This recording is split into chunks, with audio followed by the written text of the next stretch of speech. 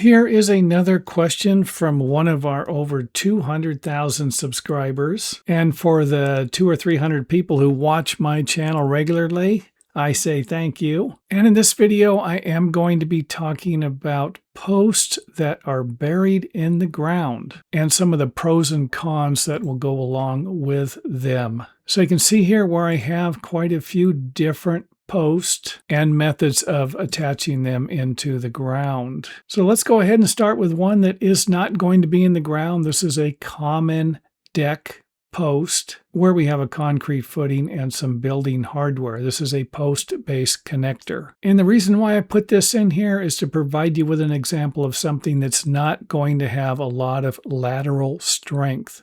This is strength going from side to side, front to back, side to side. And this connection is going to have a little more strength going from side to side than it is from going front to back. Because if there's enough pressure put in any direction going this way, very good chance it's just going to snap here, just crack right down the middle. So this one here is going to provide us with the least amount of structural lateral strength. Next on the list will be just if we simply bury a post in the ground. And then I don't think these two are going to be that much different. Again, we're talking lateral, left to right, front to back. And the reason why I put this one in here is because I've heard a lot of people over the years say that you want to compact this with some type of a fill that could have sand and gravel or just small pieces of gravel. And this one right here, I kind of threw in here. This is common I've seen when building pole barns where lateral strength is going to be important. And they usually set the post on top of a concrete pad and then backfill it with some type of fill material or gravel. And since I've never built a pole barn, I won't be able to help you with the fill on that. And the next ones will be a post in concrete. This is a post that is encased around a concrete footing. Here we just have a smaller concrete footing, and here we have a larger one. And you can usually put rebar in the larger one. Would be difficult to put rebar in this one. And with something like this, if you had enough lateral pressure, very good chance you're just going to crack the concrete, whereas it's not going to crack as easy over here or over here, especially if we have a rebar cage in here. And of course, this one here is going to be the strongest. And you often see this type of construction in a parking lot that would be supporting a light pole. And again, as far as lateral strength, burying something in the ground, like a large concrete footing, or even a wood post, makes sense. But if you can somehow connect that structure to another building, for example, you're building a deck, you attach the ledger to the building and the rest of the deck to the ledger, that's going to provide you with a lot of structural support because you're using the weight of the house. But that's not always going to be the case if you're building something away from a building. And that's where you might need to actually bury something in the ground or encase it in concrete. But just keep in mind that if something like this ever breaks, it's going to be a nightmare to fix, especially if you need to remove the wood post or the wood post and the concrete. And to give you an idea of what this is going to look like, we're going to have a rebar cage around it with some large heavy-duty anchor bolts, and they're going to connect to a metal post with a base. This will be welded together. And something like this is going to provide you with maximum lateral support.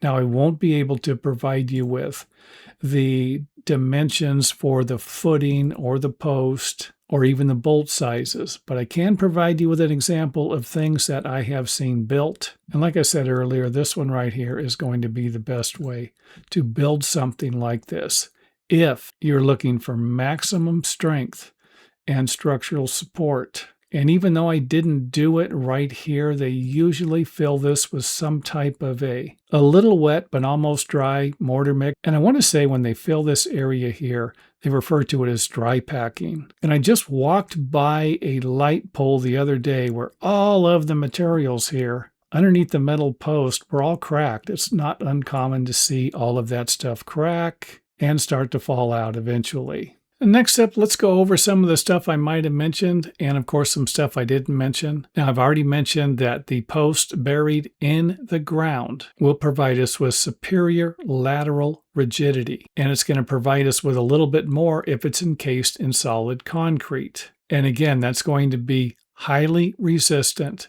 to side lateral movement, and it won't be acting like a hinge at the base, which can sometimes happen with lower quality building hardware. For example, a standoff plate isn't going to provide you with as much support as a piece of hardware you're actually going to be running a few bolts through to connect the post to the bracket. Now, this is something I don't always agree with, strong uplift resistance based off the weight of the concrete, because it's going to act like a massive anchor. And the reason why I don't agree with it is because the post could slide out of the hole. And if you live in areas where the footing isn't below the frost line, then you could end up with the frost heave pushing the footing out of the ground or the post out of the ground. Now, this is a gimme. You're going to save money on hardware that you're not going to be using, but how much money you're going to save would actually depend on what type of bracket you were going to purchase. And of course, it could provide you with a cleaner look because you're not going to have any metal hardware there rusting along with the wood post rotting. Next up, let's take a look at some of the problems you could run into. Number one, burying the post in the ground is going to be premature rot and wood decay. And this is hands down going to be the biggest problem you're going to have if you bury a wood post in the ground, or in some cases, encase it in concrete. And why is this a big issue? Because concrete is porous and it acts like a sponge, constantly pulling moisture from the surrounding soil. And if there isn't any airflow in between the wood and the concrete, then there's a very good chance the moisture will remain in the wood a lot longer. Which brings me to another problem. If there is a gap between the wood post and the concrete, then now you're not going to have as much structural strength. And this happens when the wood post shrinks or the concrete contracts. And let's not forget that these cracks or gaps between the wood and the concrete can fill up with water also. And of course, the big one I already mentioned, these things would be a nightmare to replace if they're encased in a large concrete footing. And the last one I want to mention will be to use the correct pressure-treated lumber. And this is probably going to be ground-rated pressure-treated lumber. So make sure that when you purchase those materials, you understand exactly what type of pressure-treated lumber you're receiving. And trust me, folks, on this one, I would do your homework on this before you buy it. And I do have other videos on this. And if you can't find the video, let me know in the comment area and I'll try to find it and put a link in the comment area to that video. And thanks for watching. If you enjoyed the video, let us know by hitting the thumbs up button or letting us know in the comment area.